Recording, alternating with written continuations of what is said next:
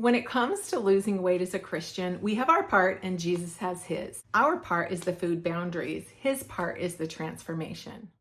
Have you ever heard someone say, let go and let God? Sounds really great in theory, but when it comes down to it, letting go is really hard, especially when you're trying to let go of processed sugar that has been your peace, your reward, your comfort, and sometimes your only friend. I used to think that if I just prayed harder, God would take my cravings away overnight. But here's what I learned after 8 years of walking in freedom from sugar addiction. In every miracle story, there's a divine act from God, but also the human step of obedience. Moses raised his staff, God parted the sea. Peter stepped out of the boat, and God made it firm under his feet. Boundaries are our obedience. They're not punishment.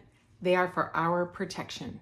They say, God, I trust you enough to live within the limits that lead me to life. When it comes to food, that might look like praying before meals, eating 3 meals a day, saying no to foods that you know you might overeat. Boundaries aren't about control. They're about surrendering and letting go. We do our part by walking in discipline and obedience, and he does his part by bringing transformation that willpower never can. Hebrews 12:1 reminds us to throw off any sin that entangles us and leads us to more sin. For me, that was overeating processed sugar and flour. The best part is that when we start walking in obedience, even imperfectly, because we are going to walk imperfectly, we don't have perfection available to us this side of heaven.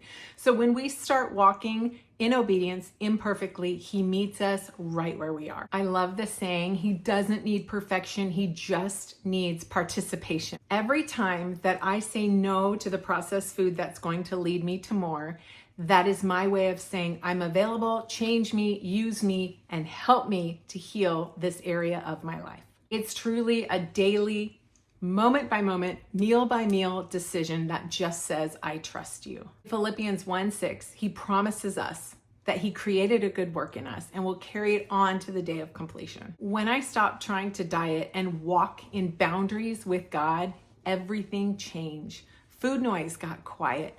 Cravings stopped. Peace became a part of my life where chaos once was. Letting God lead this area of my life and finally partnering with him made everything so much easier. I lost 20 pounds the first month I started eating with food boundaries, 100 pounds in 10 months, and I've kept it off for 7 years now. But more importantly, I have gained a peace where chaos once ruled my brain. Inviting him into that area of my life changed everything. Ask yourself today, how can I do my part? Maybe it's setting a boundary around food. Maybe it's saying no to something that's gonna steal your peace.